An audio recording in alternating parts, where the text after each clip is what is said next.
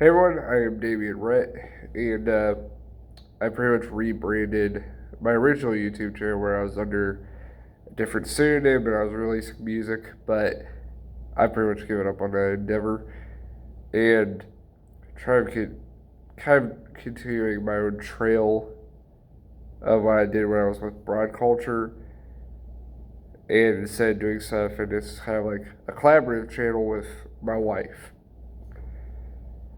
But let's get into the first video that I call bands that screwed each other over. Now, given you're going to have bands that don't get along with each other, hate playing with each other, you're going to have massive lineup changes, you're going to have all that heat. A lot of times bands don't last that long whenever that happens. And there are three bands I would say are noteworthy in recent history for really screwing each other over. And these were great bands that I've grown up on that I just hate to see acting like this. And a lot of it really stems from ego and greed. So let me get started off with the first one where it's Red Hot Chili Peppers. Now, they have a massively different lineup. Well, it's not massively different. It's just that they've had a revolving door of guitarists, and this is probably about the third or fourth time that John Frusciante has been in Red Hot Chili Peppers. Because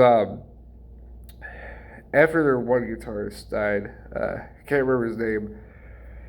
By the time Blood Sugar Sex Magic comes out, you get John Frusciante, who has all those innovative guitar riffs that come in, such as Could Have Lied, which is probably one of my favorite Red Hot Chili Peppers songs. And by the time they hit Californication, that's where they really blew up onto the mainstream. And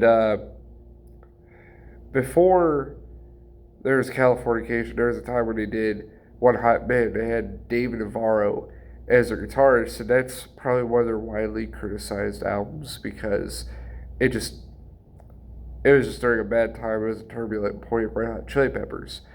And then John Frusciante came back, and then after Californication, they did By the Way, which is another great album. Stadium Arcadium, which kind of stretched their limits a little bit.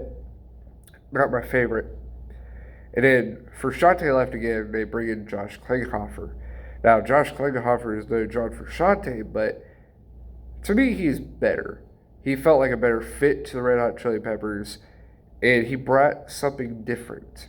He made the two Chili Peppers albums that he was in as a featured member, which were I'm With You and The Getaway.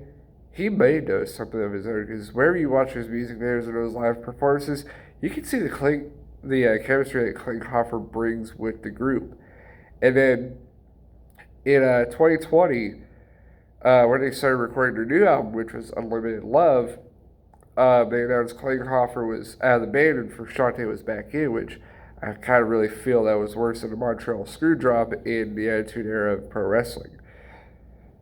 Because they just basically simmed for Frusciante. I get you have this one member that helped bring you into the mainstream that everyone loves, but that doesn't really equate to automatically get your name back. That just makes people hate more. And why couldn't Frusciante and Klinghoffer both be in there at the same time? Now, rumor has it is that there was a lot of heat going on in the studio with the producer of the record, that there's a lot of clash of ideas. But I just really think it was selfish that the band just immediately went and pushed Klinghoffer out and fired him. It just immediately took Klinghoffer back in with open arms. But this is like the third time. This is after the third time he's pretty much left. The third time he's rejoined or whatever. I don't care, but it's one of those parts where they really screwed over one of their own. I used to like Red Hot Chili Peppers, but it's just after Stadium Arcadium, there's no topping that. I'm With You. It has a couple good tracks. Brain's Death song. uh, Rain Dance Maggie, Look Around, and then Getaway has Go Robot and Dark Necessities. There's really nothing much to it. And then Unlimited Love is just, it's barely an effort. It's got the most nonsense lyrics I've heard out of Anthony Kiedis' mind. And most of the time, he is just nonsense lyrics because I don't really regard Anthony Kiedis as a great songwriter. He's got chops, believe me. He really helps bring in flow to the Red Hot Chili Peppers. But when it comes to writing actual words, it would not sell as a book of poetry. But Unlimited Love, there's really nothing much to remember from it. So, next band is Slipknot. Now, I heavily respect Slipknot. I'm more of a recent fan of Slipknot where I didn't really start liking them until 2019. Before 2019, I regarded them as screamo, and I didn't like their sound. But then, whenever I really started transitioning into my metalhead state of mind where I really love heavy guitars and everything, it just kind of got me into Slipknot, especially with one of my friends liking them. And don't get me wrong, they're a great group. They made some great albums. I really love We're Not Your Kind is my favorite, as well as All Hope Is Gone. Those two kind of clash, but if I had to choose between one or the other, it would be All Hope Is Gone. Now, I really haven't listened to Iowa in full, and I would not consider Volume 3 as Subliminal Verses or Point 5 the Great Chapter the greatest from them. They're okay albums, just not hyped up. But in 2019, Chris Fane left Slipknot, citing disputes over who gets the money from the selling of the merchandise. And it's a whole big lawsuit and everything, but basically where Corey and Clown were getting the money from the merch sales. Which used to be, I thought that this was just another musician trying to milk the band of more money, but the way I'm starting to see things is that after I talk about the next band, I really start to see a pattern that there's a little bit of greed. Granted, Corey Taylor's a great guy, and he's got extraordinary talent, but I think this is one of those points of history where the decision that was made was kind of a bad move. And so, whenever everything went over with Chris like it did, I kind of think it was one of those times where you could say the band screwed over one of their own members. So, I don't really blame Chris Fane for leaving. And there's really something to be said against that. I really don't care, because when I see patterns coming through with bands here recently, it's almost like you can't deny it. Yeah, there's going to be disputes on either side, there's going to be different evidences, and a lot of this is hearsay, unlike the Johnny Depp trial. I had to make the joke. But while it's not truly settled whether or not Fane was getting screwed out of money from his merch selling, I just feel like it was typically just one of those moments where you got screwed over. Like I said, all based on patterns. Alright, final band I can talk about recent history where the band screwed over each other. Now, the Offspring is one of the punk bands that I grew up on because I was big on Green Day and Offspring growing up. And I was more leaning towards the Offspring. And I really loved Smash. I loved Americana, Conspiracy of One. All great albums.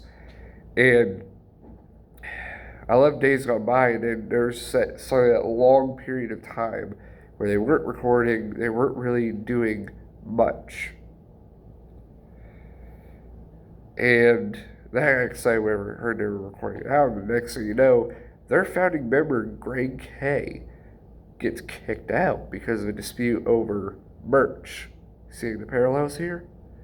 Because Dexter and Noodles are pretty much getting them. And then after coronavirus, after they started distributing the vaccines, Pete Parada, the longtime drummer that they managed to solidify because they had the revolving door of drummers.